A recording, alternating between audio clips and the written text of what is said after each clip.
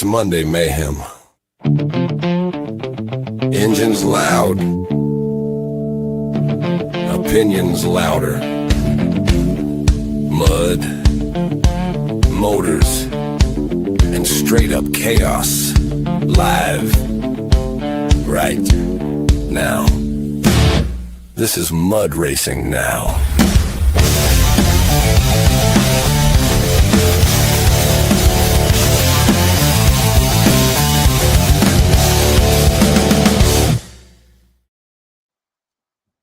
We're live. What's happening?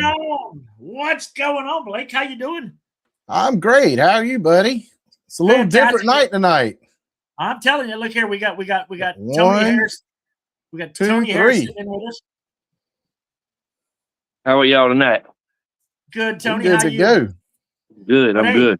Tony, you'll Yes, sir. notice something. You'll notice something different about our screen, and you'll see that it says up there at the top, Mud Racing Now official sponsor, John's Truck Service. We have picked up a title sponsor. Y'all got So another you're going to sponsor. see his thing a lot. Congratulations. And Yep. so John's Truck Service, he is a semi truck service shop, but he specializes in drive shafts. Yep. What do our racers tend to go through a lot? Oh, I know we tear up drive shafts, but it's Yeah. hard. It's hard to get anybody to build one. Well, there you Well, go. That's why We got you. So let me we tell got you the guy. story real quick. John's Truck Service is one of my great clients. And he approached me, and he's been doing drive shafts at the local car shows, at the hot rods, right? Mm-hmm. Well, if you build it one time, you're probably never going to build it again because they take really good care of those cars. Yeah. So he asked me about it. He goes, "You think them guys use drive shafts?" I said, "Like candy canes. What are you talking about, boy?" So we've gummed this deal up, and I'm telling you, I take him some of the raggediest crap you ever seen, and when I get it back, it looks like it come off the showroom shelf. Well, we And I know Go we ahead. need a couple of them. I think Fred tore one up in his, and I think Evelyn tore one up in hers. Well, So- all you got to do is call me. I'll meet you somewhere and get it, and I can drop it off or whatever, or take it to his place. Let me tell you something. He's probably got to build an inventory for these trucks for the universal joints and all. But if he has the parts in stock, I usually get it to him by lunch, and I pick it up by lunch the next day. Ain't nothing wrong with that. No, he's quick and he's good, and I can't say that enough. And I can vouch for that man. Everything he's ever touched, because he's Well, particular. But anyway, We got I think we're gonna have to replace them completely because I think we've destroyed them tubes and all. So right. we're glad. Well, Let's talk. give me the broke universals and all. I want him to start seeing what these guys use so we can stock some stuff. You know what I'm saying? Yeah. All right. Well, I We think can- most we of can them are make you- we can make 1330s you- and 1350s is about what everybody runs. Okay, cool. We can That'll make, be good we to can know. make you our we can make you our test subject if you don't mind. Oh yeah, you know we'll test it. Howdy, Mr. RJ and Mr. William McCarn. I don't know if William McCarn's ever missed a live stream, guys. If he has, he can No, count he on one hasn't. hand. He hasn't. He's been at every single one. He's been straight one. Well, let me pull Mr. Hare up right there. Ooh, Lord, that look great. I just yeah. But real quick, also want to make sure we mention Two Gen Solutions, Mr. Cassidy Lane, tree trimming and Absolutely. removal, lot clearing, driveways, well and septic repairs. He does septic installs and well repair, and can be found out a lot more at twogensolutions.com. What's up, Levy? Is it Levy or Levi? That's what I'm wondering. That's what I'm wondering. Spelling goes a long way, and without actually talking to somebody, it's figuring out what a person's name is, and that's kind of like Chavis or Chavis. Is it Chavis? See, I still can't get it right. Taylor Chavis. Yeah, Taylor Chavis. That's right. There we go. Yeah. Well, What's I up, know- Brett? I've known most of his family, so it's spelled Chavis. Yeah. So, Tony, Yes, sir. Racing this weekend. We are going to be there. We're going to be there bright and early Saturday morning, Mhm. and to get things set up for mud racing now, because we want to cover the beater car racing and Yes, sir. test and tune. And what time do the gates open? I'm not exactly sure. I haven't been able to look over. I got me a full-time job now, so I got to deal with that first. But I'm thinking that the gates open at 10 and race starts Yep. at 12 or 1. I'm not gonna lie to you. I haven't looked. I hadn't had a chance to look. How about gates open? How about gates open at 10? Is it 10? 10? 11. 11. Drivers meeting at 12:30. Racing starts after that. Gates open at 11. 10 or 11. Where's the flyer? I'm thinking 10. He gonna be late to his own race. I'm I always know, late right? to everything. God's gonna have me scheduled to die at a certain time, and I'm gonna show up like 30 minutes late. Be like, "Hey, man, I'm sorry. You should have known." Oh, Listen here, goodness. if people get there at 10 o'clock, they're not going to be late. They'll No. definitely be early. Levi said he'll answer to anything. Oh, me and Gene's gonna be sitting there with like, oh God, we're gonna get on your nerves. we're gonna have to set up our Starlink for the first time. Mm-hmm. I'm actually going to try to get that out this week and set it up, and that Hey, way I can Reba. make sure that it's working, and that way we're ready to go. Yes, sir. Right. So Hey, we're excited. tell us what can everybody bring? If they want to race a beater car, what we got to do? What a lot of people have started doing. They started modifying these cars, and that's not what it was meant to be. If you come up there with a roll cage, I'm not really going to say anything because it's a safety aspect or safety factor. So I really can't fuss about that. Now, if you come up there with the interior completely gutted, just chopped up, all kind of stuff, a race car, no, I'm not going to let you race. If you want to cut the exhaust off, everybody loves a straight pipe. Okay, Right. No matter if it's 4-cylinder, 6-cylinder, or whatever. DOT tires, no cut tires, no power adders. I mean, if it comes with a turbo, it's got a turbo. It just is what it is. It's factory. But basically, Right. a $500 beater car, some junk you found running, just On fire up. Marketplace. Yeah, I mean, Go to just Facebook Marketplace. Say I want to race this weekend, and you bring it there. Yeah, something that you found that's on his last leg, go ahead and put it in his grave and then scrap it. Get your money right back. Right. I mean, we're still running the old Grand Marquis that we started with. It's an 89 Right. Marquis with a 5.0 in it. I mean, it The won't white die. car? Huh? That white car? No, that was a Taurus, but the old big blue Grand Marquis. There was originally one of started- them, big Grand Marquis, rear wheel drive, exhaust coming out the side, and he was whooping their tails. That's Corey. That's Corey Theron in his roadmap. Yeah, that's it. Boy, he was whooping on them and that little exhaust wailing behind us. Yeah, yeah. I mean, and that right there, all he did was run a straight pipe out the side and put some mud grips on the back of it. That's it. Right. I see they do need mud grips because that mud was about 8 inches deep. Well, we didn't put no water on it. That was God's gift. Oh, really? Yeah. Well, they weren't going that fast, but whoever's behind their wheel probably thought they was going 100 mile an hour. Well, the other thing is that place is so big they can get up so much speed. We've had a few rollovers out there already, which I'm not a real big fan of. But if it's muddy, it's hard for them to get the traction to roll over. Everything slides on that orange clay. Right. Until it starts to get tacky, and then when it gets tacky, it gets fast. Right. Yeah. All right. So, safety equipment for the Helmet, person, the person. helmet, neck braces, race jacket if you got them. If you don't have that stuff, let us know. We will probably have it and let you borrow it. Okay. I'm not letting anybody borrow my personal helmet, but we have some that we have. No racing in flip flops. No. Closed toe shoes. Preferably boots. Something Yeah. thick. Now, motorcycle helmet? You can wear a motorcycle helmet. All right. A lot of people's got those. And, beater car race to me is somebody wanting to race out on a whim, Yeah, I mean it's not like racing these our DOT trucks and stuff. You know, you ain't got to drop ungodly amount of money just to try to go compete, but it's Right. something cheap and easy. You know, like I said, buy a cheap car, beat it, Yeah. Yep. scrap it. You've had beater Just cars sell- flip. just sell- Oh yeah, BT was All the right. first person to flip. Let's see. We've had more than a few.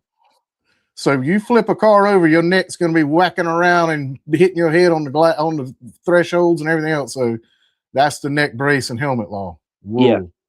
Take Gotcha, your brother. airbags out. Take your airbags out. I prefer you take the side glasses out. Your seatbelt better work. If not, I'm not letting anybody race. Right. I will be checking seatbelts. If the seatbelt don't work, you're not racing. Don't come up there with a ratchet strap. That ain't gonna work either. I've heard you say somebody did that. Yeah. Don't do Now, that. I don't That's know who crazy. they didn't respect when they did that. Themselves, I guess. Well, I wasn't real happy about it. I didn't find out till after the race was over and I walked up to the car and I'm like, are you serious? But, you know, at the end of the day, we're doing this for fun. Nobody's going to make money off this. Nobody's going to pay a bill off of this. You No. know, Yeah. don't go out there and do something stupid that's going to hinder you being able to go to work on Monday. Yeah, you're right on that, brother. I mean, everybody likes racing, everybody likes winning, but don't be dumb. Right. Well, you're not going to let them be done. Yeah. If you flip, they'll stop you from finishing the race. If you flip, they will stop you from finishing the race. Is what Now, BT he rolled said. hard, okay? And I stopped the race because I wanted to check on him because he hit hard. And then he got mad at me for stopping the race.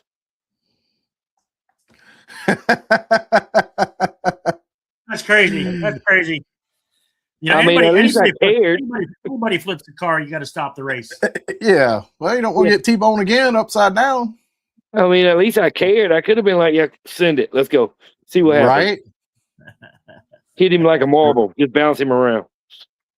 He said it landed on the tires. It did. It did land on the tires, but when it landed, it framed out on the ground, and I was like, "Ooh, let's stop and check on him real quick."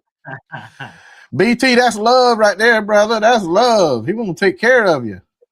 So this Saturday, February 14th, Orangeburg Mud Bog. Yes, What's sir. the address? 196. Yeah, 196 Drag Strip Road. Well, There you go. y'all do Pieces. know I don't work 12 hours a day. Yeah, I'm trying to help you out, my man. I appreciate that. I know it's on Drag Strip Road. You turn off a Highway 4, it's right on the right. Yeah. You It's can't right miss there. it once you get It's on right Highway there. 4. You Yeah. can't miss it. That's a big joint too, buddy. Yeah. I mean, just tell me the list of what you cannot run back there because it's shorter. Yeah. We've like I don't know if y'all watched the thing with BT and Rhett the other day, but I am gonna go in and completely redesign that track as soon as I get the opportunity. And I'm gonna make it into something that we haven't seen in South Carolina yet. Oh, good. Nice. You got.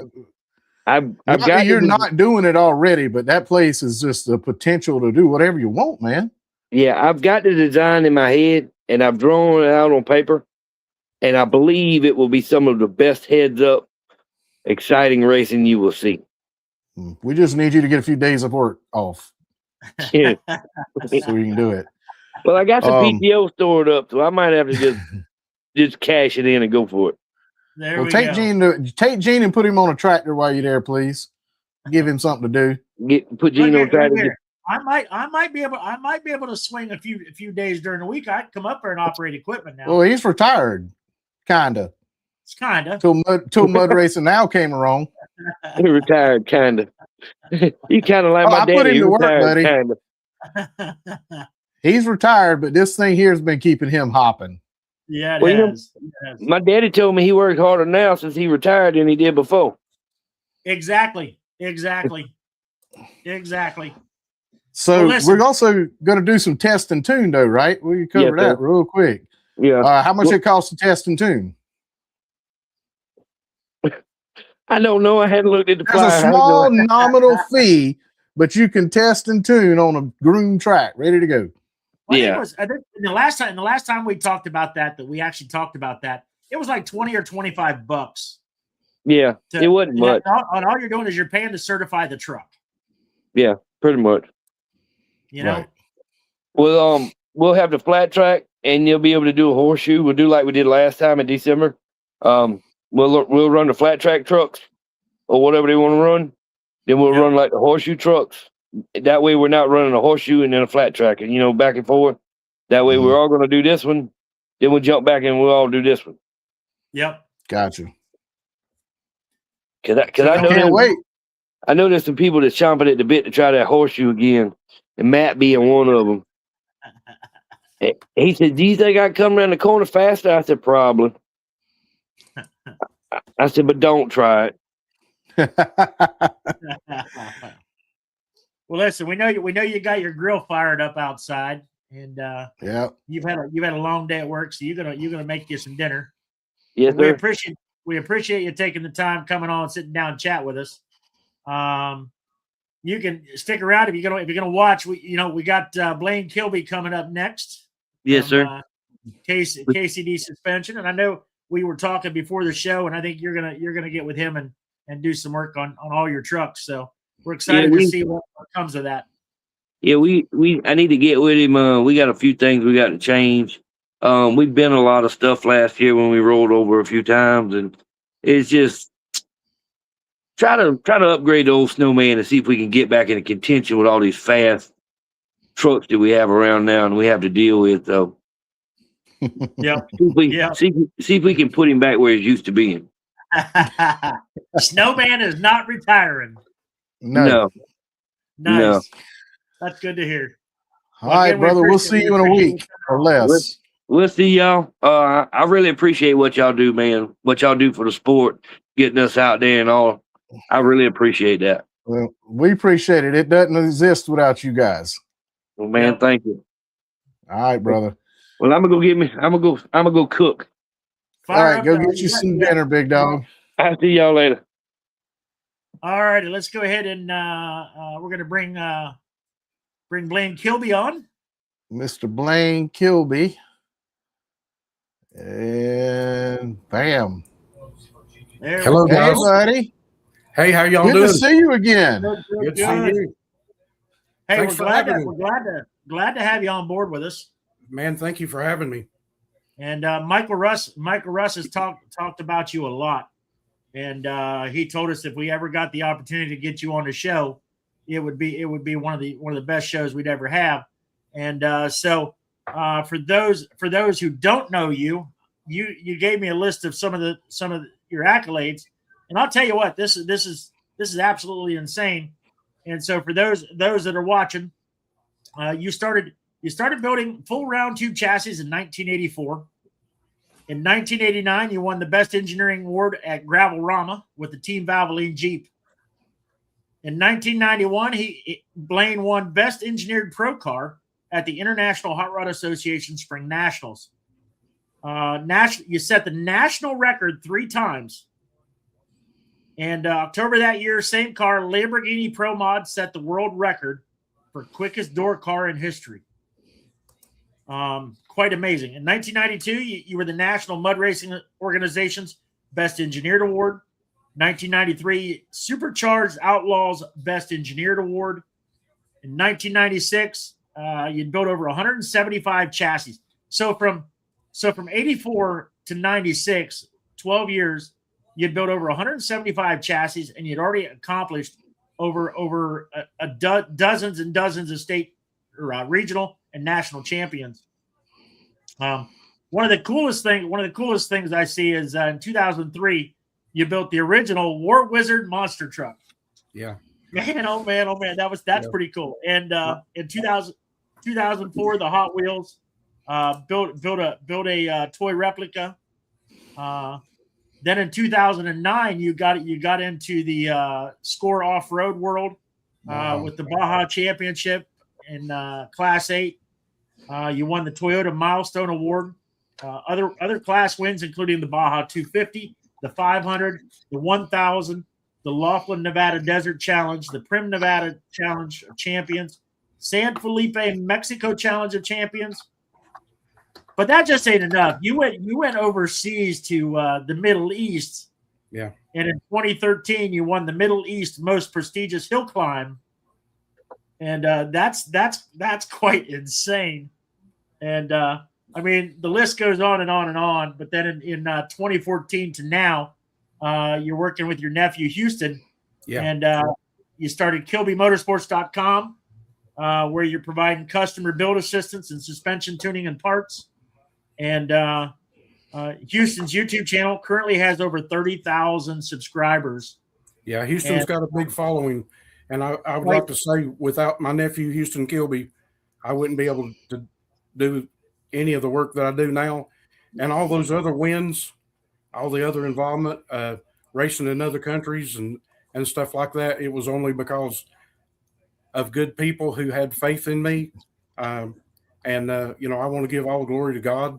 Without him, I don't know where I would be at. But I've just been blessed. Without my customers, none of this would have ever been possible. I wouldn't be sitting here tonight. Well, we definitely appreciate you. Absolutely.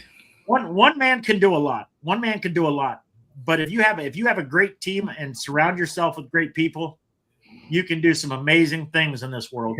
Yeah. I didn't do all that. I didn't do all these things by myself by any means. No, probably. But we all got to have a good leader. Well, sometimes a leader makes a lot of mistakes. I probably make more mistakes than anybody, but sometimes the best lessons are learned from the hardest mistakes. Yeah. You know what? As long as no one gets hurt, it's always a good lesson to learn. Oh yeah, man. I'm all about safety, especially for the spectators. I have, a few people got mad at me a couple years ago because of some posts that I shared. The thing about it is, spectators have no clue what these vehicles will do. It's really, really scary. I was at a track one time and I saw 6 people get hauled out in body bags. And wow. It was at a mud race. And wow. And those people were sitting in an area where they had no clue what could happen to them. And I heard the Holy Spirit speak to me at that time. And he said, don't never let this go without being addressed in the future. And I caused some enemies, some real close friends. I hurt their feelings, and my message came across the wrong way, but it's something other that needed to be said. And still to this day, you get on Facebook, down south, and I don't mean this in a bad way, but in Mexico and other places where there's not any organization and not any sanctioning bodies to basically prevent things like this from happening. There's people gets hurt all the time. It's just not worth it, guys. Everybody wants to go to a race. They want to take their family back home with them. Right. We try. Blake and I, we've been working Palmetto Mudway for the last 8+ years. And one thing we strive for at Palmetto is safety. Yeah. Yeah. And I know the Southeast DOT, they had some pretty strict rules, and they would always check seatbelts, checking for seatbelts and date, making sure they were properly secured to roll cages and to chassis. And we had one gentleman 3 years ago, Blake, that he was fast, and he was fast. He took a tumble out the end, and it put him out of racing for almost 2 years. Yeah, that was an airlift out. That was scary. We had to bring Life Flight in and take him out. So as Tony said, the Hans device. I think as technology improves, trucks get faster, and we need to improve our standards of racing quality. Of protection and gear to accommodate those speeds. You know, Yeah, there's no finish line when it comes to safety. nope, nope. So we've talked a little bit, and we put together some questions, and kind of, I guess these are kind of the go-to questions of probably what most people are going to ask you. And yep, that's it. Louis Lumley. We all want to go home. Louis wreck put it into perspective for us. Louis Lumley. I didn't want to shout out names, but Louis was the one that took that tumble, and he's back to racing now. Good Lord willing. Good. Yeah, he's running good. He's running good too. Yeah, Good. he is. Yeah, he is. But we talked about some questions to ask, and I think the first question I want to ask is when building suspension for a high horsepower truck, what's the first thing you look at and why? The first thing I ask a customer about is what kind of track you're going to be running on. Okay, high horsepower, what kind of tires, how much does the truck weigh? Then we know what we got to build for as far as the thickness of material, the bars, brackets, things like that. Because things are got to hold up. If it don't hold up, it's not going to stay in control. And accidents happen, stuff breaks. But I take a look at. I tell people, I say, when I start working with me on my suspension tuning program, I ask them, and the customers will tell you, I want to see everything from front bumper to rear bumper and everything in between, because there might be something other that actually gets overlooked that would be a very, very important point that gets lost. And I just try to get all the information I can when I'm building something other.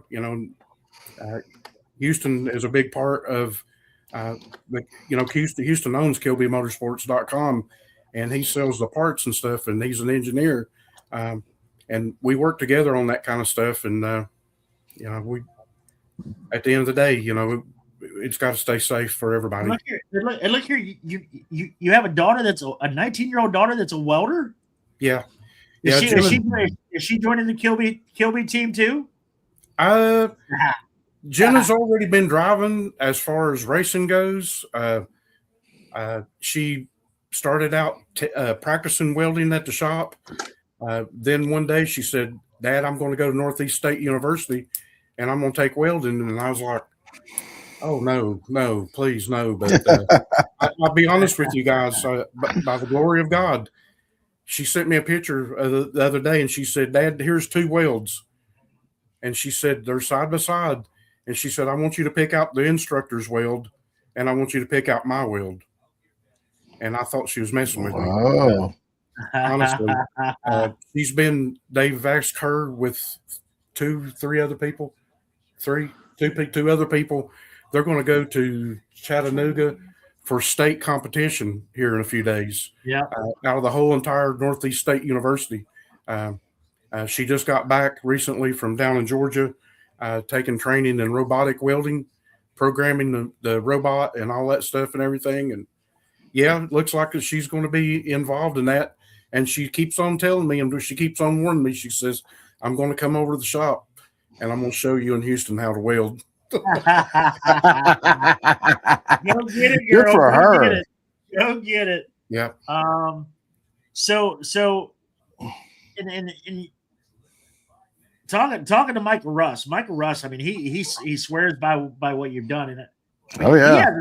He has a stack of trophies just from 2025 that, I mean, it would fill a room with his accolades of what he's accomplished. And he says, Smiley, he said, you need to talk to Blane, because Blane will have us send him pictures and video, tell him what we're doing, where we're racing and all that. And the money that he'd asked for, he said, I don't know how he does it, but man, he builds, amazing machines. So really cool that it's that easy to work with you, that all we got to do is be a good photographer and take pictures of our truck, and we can send them to you, and you can tell us what we need to do. Next question. Okay, go ahead. Next question.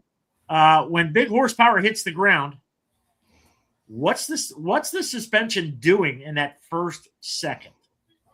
Okay, let's divide that up a little bit. Let's say that you're on the transfer brake. Okay. Yep. Okay, you're on the pedal, you let off the trans brake. Unlike drag racing, where they actually put glue down on the track, we're trying to leave the starting line where they do a burnout at. Yeah. Where they do a water burnout, we're trying to hook up in that stuff. And with that being said, by the time you let off the trans brake button and before you even see the tires move, the suspension needs to already be going to work. Okay. The suspension, and in slow motion, frame by frame, you can actually see the suspension will either start transferring weight from the front or separating from the back. There's been a lot of controversy about anti-squat versus squat or whatever. I know how to make both of them work. And it really and truly depends on where the center of gravity is located. How heavy is the nose? Is it going to work best with anti-squat in the back with no weight back there, or vice versa? So you got to take all that stuff in consideration. But the minute you let off that trans brake, suspension starts moving, because if it doesn't, the tires will get away from the ground and it'll never recover. And in today's racing, divided, winners determined by 10,000ths of a second in some cases. Yeah, that's not going to get it nowadays. I've noticed there's a difference between the squat and the anti-squat, whether you're running small tire, big tire, or what is unlimited, limited, outlaw, whatever they want to call it. Yeah. But I noticed that definitely in the difference between a small tire and a big tire truck, that there's definitely a difference between squat and anti-squat. Most of the small tire guys, they're going for that squat look to get that hook, that suspension to hook from the start. Well, what's really crazy about what you just now said, Gene, is a lot of people will actually look at the back of the bed of a truck or the rear tailgate or the rear spoiler on a drag car, and they see it go down in the back, but they're being deceived. If the sidewalls are really, really tall and the sidewalls are being pushed into the ground, the back of the truck or the back of the car is going down. But what I look at is what's happening in between the top of the tire and the wheel well. And the the actual suspension, not the tire collapsing. That's correct, Blake. Because a lot what we want to do in suspension is we want to put more weight on the back tires than what the vehicle weighs. Okay, let's say, for example, vehicle weighs 3,600 pounds. Okay, if you jack the front end up off the ground, all 3,600 pounds is on the rear tires. But I got video and I can show you this right now where the bead locks are almost touching the dirt. Okay, so does it take 2 times 3,600 pounds or 3 times 3,600 pounds to make that bead lock almost into the ground? Yeah. So you've got forces moving different directions. Right. You want those forces to collide with one another, and that's where you get the traction multiplications. So you've seen that when a truck takes off from the line, the tire squishing down to the point the bead locks from to the ground. Yeah, is what you're saying. So that same truck sitting there at idle, you've got plenty of tire. Yeah. But because of the way the torque and everything's working, it's doing. Okay, I got you. Yeah. Right. And so your job is to get the suspension to take some of that up and let the tire up, or it depends. It depends on the type of vehicle, and it depends on the power, the weight. There's a whole lot of determining factors, and we've got a program that is tried and true. Hey, everybody does. I'm not the only guy in this business, and I don't know it all. I'll be the first one to tell you I don't.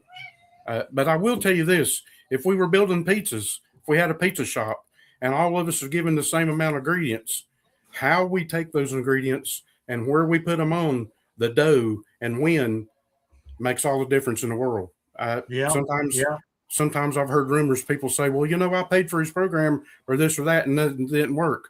Well, I've been doing this a really, really long time, and I can look at videos and I can tell you whether or not you're doing everything I ask you to do. Okay. If you're doing a little bit of your own juju, it's not going to be a good pizza. That's all. Yep. Hey, there you go.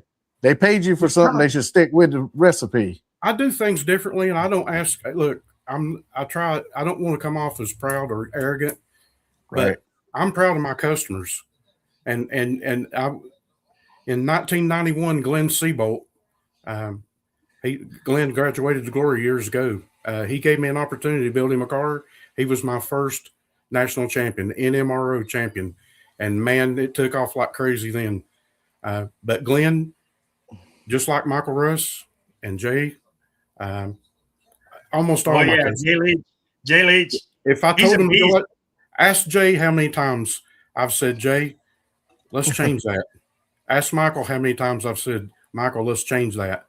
And I mean, it's hard work on all of us. It really and truly is. I've stayed up at nighttime, 2 or 3 o'clock in the morning, waiting on a video to come through, people at races and stuff, and I'll be exchanging shock tuning information for the next round. I heard you're going to be paying Mike a little visit later this week too.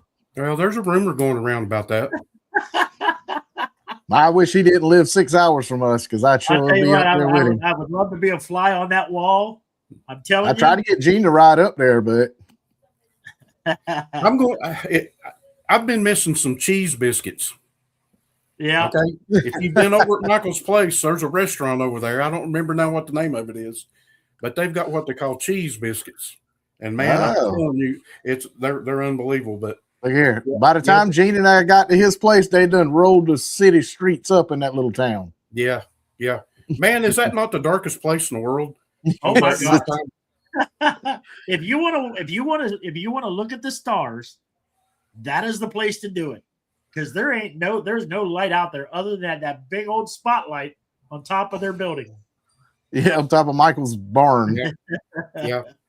I tell you, me and Jenna went over there last year before last, and when you guys went over there, how quickly did you run up on the roundy round? Oh, quick. Yeah, it was quick. Hey, if you're not paying attention, no lights.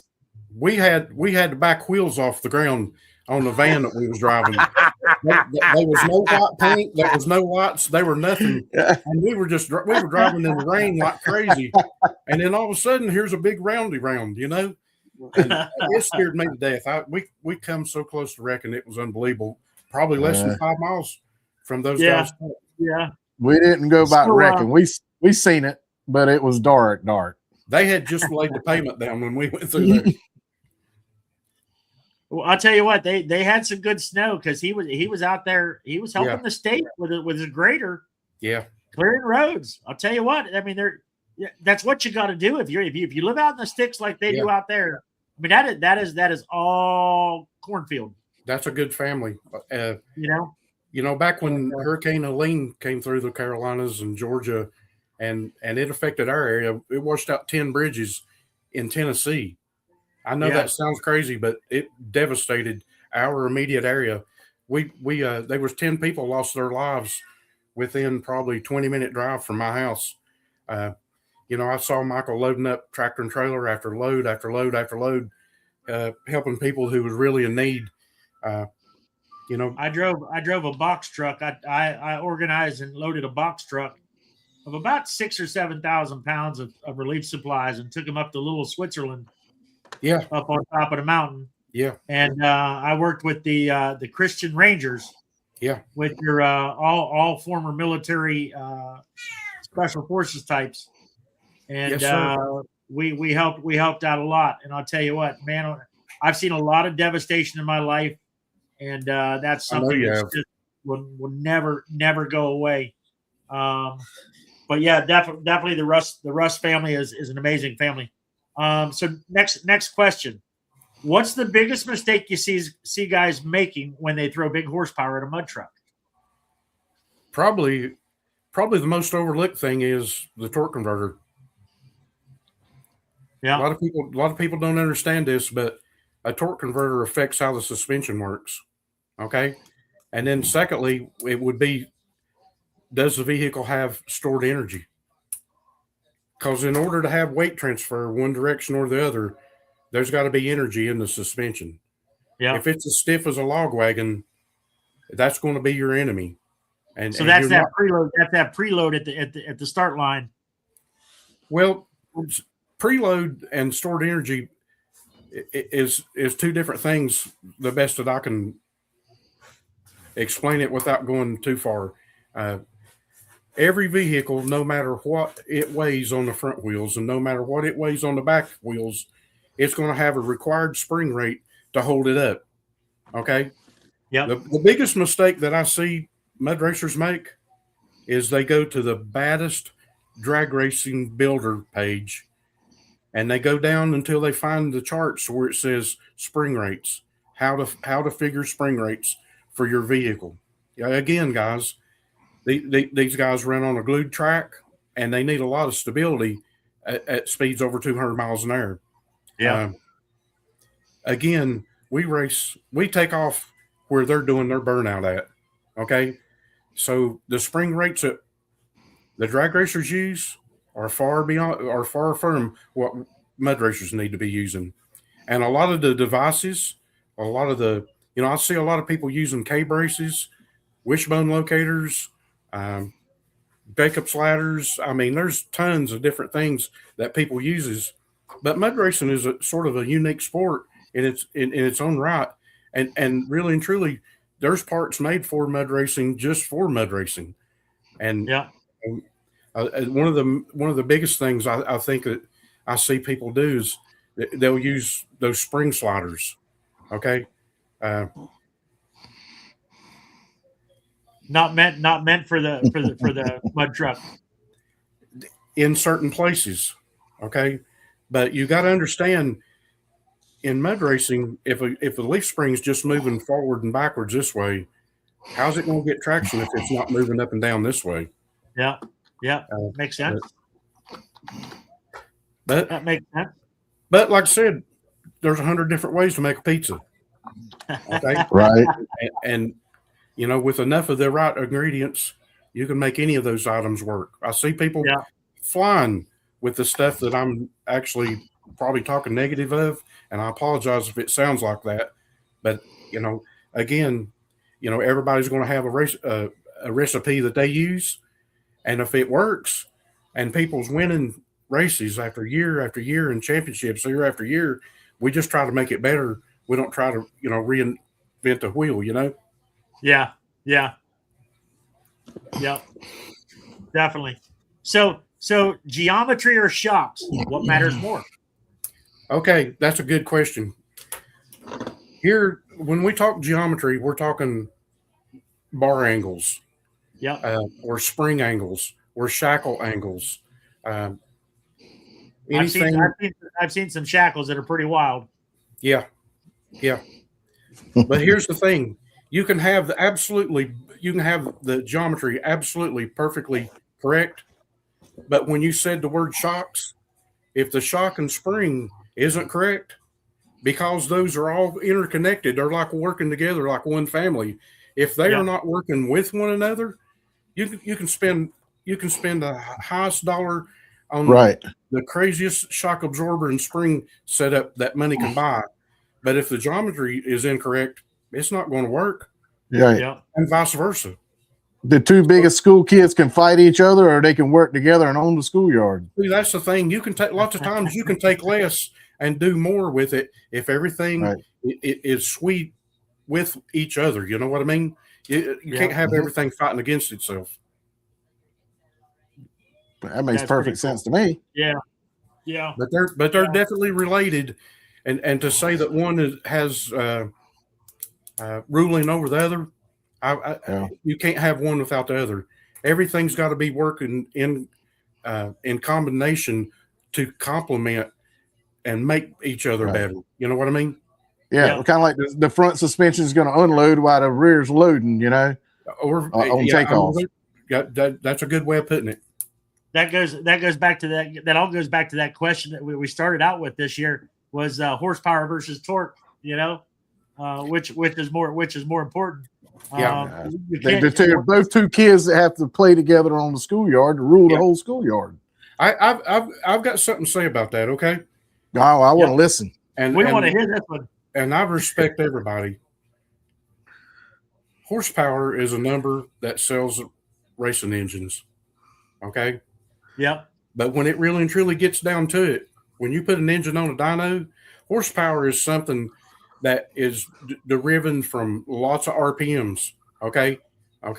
But when you look at a dyno sheet and you watch the torque number and the horsepower number, if the horsepower number is going like this, but the torque number goes over here and goes down like that.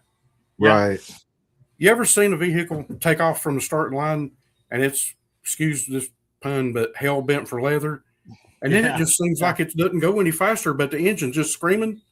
It's run out of torque, or it's run out of gear, or both. Right. Okay? We've had some mud trucks at Palmetto that do that. It's like, come on, man, grab another gear. But that's all they got. It's like, 60 foot is important, okay? But 60 foot won't win a race. But usually what you put in the bank when it comes to heads up racing, okay? Yeah. When you're racing the side of each other, if you get out on a guy the 60 foot, it's going to be hard for him to get around you. If you're even close at the starting line, usually reaction time and 60 foot, once you put that in the bank, it's going to be hard to beat. Yeah. Well, it's kind of like, tell me if I'm wrong, horsepower to put your wheels spinning at 100 mile an hour into 60 foot and it's just spinning. Less horsepower puts it at 80 mile an hour and it's hooking up. Which one's going to win, Yeah, well, here's another thing too. If you go to buy a new motorhome or a new tractor, like a big Peterbilt or whatever, right? If you'll look at some of the numbers, it might be a 425 cat motor. Okay, so it's rated at 425 horsepower. But if you looked at the torque numbers, and you see that the 18 loads, speed, and you see the loads that those things will pull, that's right. That grunt comes from torque.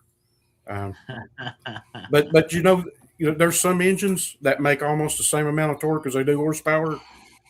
That's a good engine builder. Okay. Yeah.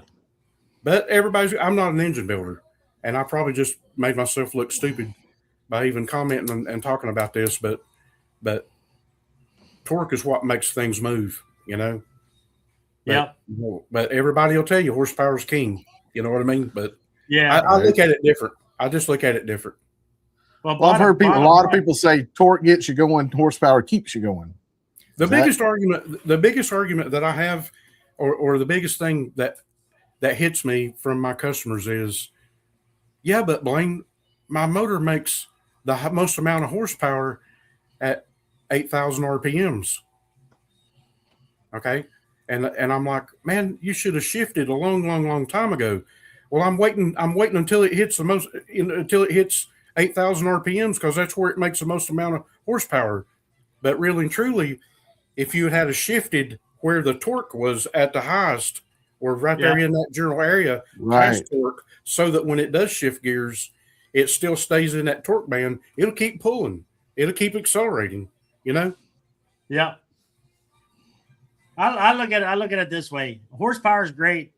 Torque is great, but it's a suspension that combines the both and puts it to the ground. Yeah. If you've got it, and pardon my French, if you got a shitty suspension, you can't do one without the other.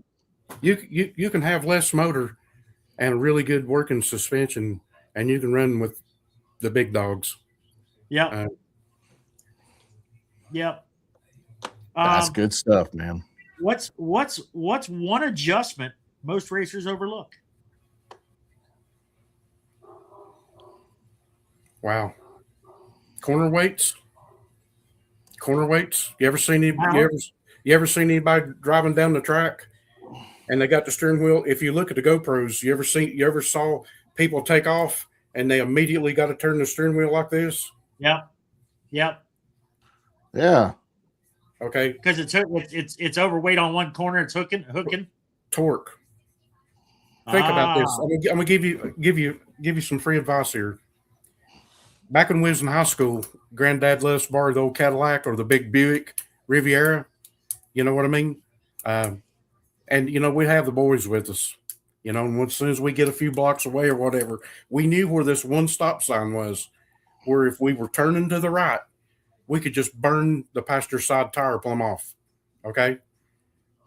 But if we went to another stop sign and we had to turn left, it wouldn't hardly spin the tires. You ever notice that? Well, torque Yep. is what rotates the drive shaft, and the drive shaft actually plants the rear end housing harder on the driver's side. Okay. So let me ask you this. So Nick lives in Indiana. He says, "What about drive shaft angle? Is that apply to that?" I tell my customers this. I tell my customers this because we run some pretty extreme geometry, and especially if the truck is set up with a lot of anti-squat, everybody jumps up and down. They're like pinion angle, pinion angle, pinion angle. Well, let me tell you something about pinion angle. This is one of the most overrated things. Okay. Again, everybody goes to the drag racing books. Okay. Yeah. And every one of those drag racing books says you need to have the pinion angle pointed 2 to 3 degrees downhill. Well, guess why? The crankshaft 7 inches off the ground. You following me? Yep, Yeah, I'm following you now. If Yeah. the front of the crankshaft 7 inches off the ground, wouldn't the pinion have to be pointed down? Okay. Right. But the least amount of pinion angle that you can get by with will take the friction off the U-joints, and you can run a faster mile per hour. It unloads, it frees the motor up. And pinion angle, look here, you read those good drag racing magazines, I got 36-inch tall tire in the back. Okay, so the axle center line's 18 inches off the ground. Okay, yeah. Crankshaft's 7 inches off the ground, so the pinion angle has to point down.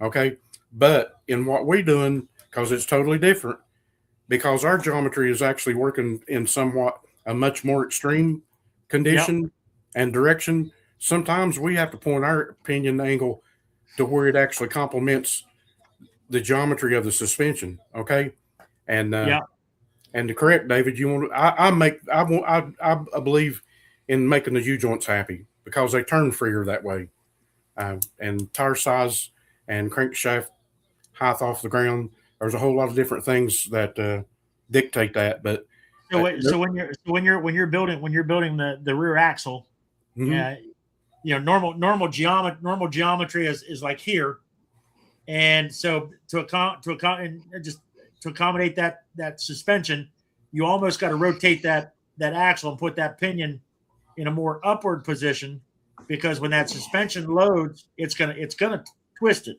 Yeah. That torque. A lot of the customers that I work with, we run such extreme geometry angles and so much anti-squat. You got to point the pinion up, or it'll break the yoke off the rear end first time you let off the transverse. And a lot of people say, well, so and so told me that ain't right. I was supposed to point my pinion angle down. And I'm like, well, if we're going to work together on this, if you'll just follow me, I'll explain to you why we're doing this. But if you want to try it the way your buddy's talking about doing, go ahead and order you an extra yoke. Yeah. And an extra set of spring saddles, because you're fixing to learn the hard way. Again, it's those ingredients in that pizza recipe. Yeah. You got to keep everything happy. Yeah. So so that's the 5 questions I've got. Awesome time. It's been great having you on the show. If people want to get a hold of you now, Houston, you said so. It's what is it? Kilby Motorsports. KilbyMotorsports.com. That's my nephew, Houston Kilby. I couldn't do anything that I do without my nephew's ability to do what he's doing right now. I'll be 66 years old my next birthday. I've got some health issues going on. I do what I can, but he has taken the helm. Houston's building some unbelievable chassis. He's doing unbelievable work. It's like we were talking about Jenna here. The new generation's taken over where the old man is not able. Right. And the technology this new generation has. There was compared to what we had. There was one race this past summer I went to with Houston, and I had to have somebody come and get me and take me home. Okay. I've missed several races going with him, but without him, there would be Right. nothing. Check Houston Kilby YouTube channel out. Houston's building chassis. He's showing installs, engine swaps, rear end swaps. I mean, tranny swaps. I mean, you name it. That man's doing it. I'm gonna go check him out tonight. He's killing it. He's got 30,300 and some subscribers so far. And if you want to have a good time, him and Jesse are knocking the ballpark. I mean, they're knocking the ball right out of the park. Check those guys out. And if you need to buy some parts or whatever, go to Houston's website, KilbyMotorsports.com. Everything that we build and sell is on there. And if you call the number on the back, which is 423, what is my number? You don't call yourself. Yeah. 794-9106. How many times you dial your own phone number? I know, right? Most likely, We'll put it in our description. So if anybody wants to know, go look in the I'll description. be the one Gene, that that's your answers job. phones, or Houston. You can email Houston or whatever, and we'll get back with you just as soon as possible. Okay, guys? Right. Yeah. Hey, did you ever get to meet Ivan Stewart? Yeah. Ivan Stewart was my hero. Now, while you were working with them guys, I was sitting at home as a kid watching I did too. off-road racing. Yeah, I love him. Ivan's my hero, man. You know the reason they call him Iron Man? Why is that? Okay.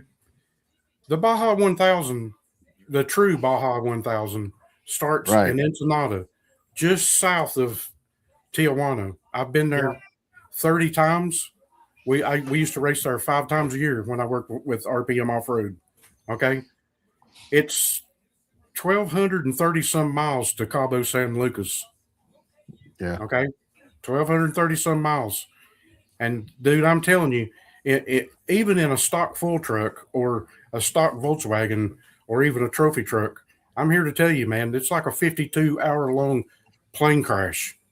Okay. A plane crash. Yeah. I'm sure it is. And Ivan Stewart is one of many that have soloed that whole entire peninsula by himself. Wow. With no co-driver. Okay. And he deserved that name. Yeah, that's the reason they call him Ivan. I loved watching him. Yeah. You ever heard of Slow Baja? Not really. So it's a bunch of group of people. They have to take a vintage 4-wheel drive trucks and they'll take you all the way down. Yeah. And I'm planning on doing that in the next couple of years with one of the old Toyota I got. Yeah. Do Slow Baja. But hey Tim, so I wanted to answer your question. I seen it pop up down at the bottom of the screen. Yep. What's the future of mud racing? Side by side racing. I see that coming. I want to ask you all something other right now. Monster truck racing, huge, absolutely huge. Do you think that if they only run one of them at a time, that it would be at the sport that it is level now? I don't. I agree with you on this. I don't. That's why the mega trucks, the mega race trucks are kicking off so much. Yep. Because they're running heads up, and they're doing horseshoes. Yeah, heads up. I mean, here I've sat in the grandstands before. I'm not a very good spectator. Okay, because I'm really bad about saying, well, they need to be doing this while this is going on, or that too much downtime, or this or that or whatever, and I get criticized bad about making those comments. But for a kid to ask me, say, well, that guy crossed the finish line first, why did they say the other guy won? I mean, come on now, heads up is the only way to go. The Olympics is going on right now. Okay. Yeah. 100 meter, whatever you want to call it. Let's say a guy crosses the finish line first. Everybody goes home. Guy gets, guys determine he's a winner. But some guy shows up a day later and he runs the 100 meter a full second faster. How can he be the winner? Right. There was some speed skaters. They just happened to be racing the same heat race from the same country, and they tied exact same time. And the picture that shows them stretching, I mean, it's just absolutely insane. That's what makes it interesting is the heads up, watching them go side by side. I know I've just probably made some enemies. I've said this before about heads up racing. I have a lot of friends who probably ain't my friends much anymore because I voiced my opinion about heads up racing. But in my opinion, if a man crosses the finish line first at the Daytona 500, and they give it He's to the somebody winner. else, what happens? He's the winner. I'm sorry, the crowd. I don't know, man. I better shut up before I get in trouble. You know what I mean? Because I love everybody at races. Everybody in mud racing, I love every single one of them, especially the ones that don't like me no more. Okay. But here's the thing: we got to pull together. We got to stop bashing each other online. Okay, we got to pull together, get our rules and stuff together. So let's say that somebody wants to race over here this weekend, but they want to stay in the area. They can go over here and race this track the next weekend. Yep. Right. Yep. Yep. Yeah, I agree. Can't we all just get along? Amen. Well, look here, Mr. Blane. You know what? I'm very envious of you. I want that hair you got, sir. You got the beard. Me and you got the beard going on, but you got me on the hair. But hold on, Blake. What's that? When I was going to Baja and racing, you can ask my daughter. She's sitting here right now. I shave every bit of it off. Right. So Yeah. Because I sort of fit in a lot better. You know what I mean? There's a lot of drug cartels and stuff down there. And if you're down there racing, they know somebody's got some money somewhere. You know what I mean? Right. Yeah. Well, good on you, brother. Thank you, man. I lost my long time ago. But hey, I got you with the goatee though. We got this going on, if nothing else. Yes, sir, buddy. I can't wait to meet you, man, face to face. I'm looking forward to it, and thank you guys for having me on. And Absolute pleasure. And let me end by saying this: I'm nobody without the Lord Jesus Christ in my life, because without Him, I'd probably be laying in a ditch somewhere years ago. I'm just being honest with you. Understood. A lot of us are in the same boats with you. All glory to Him, man. Thanks for letting me say that. You. A lot of people need to hear it. Amen. Well, thank you very much, sir. Firm believer. All right, guys. Thank you very much. All right, until next time. Thank you very much. All right. See you later. See you, bud.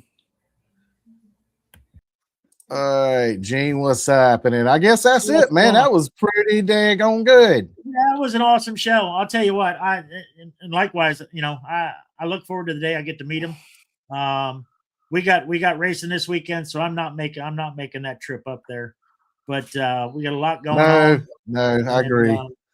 We got a lot going on. We will get to meet that man face to face. He seems like a super outstanding guy that our sports needs. Not that we don't have a ton of them. Yep, tons of them.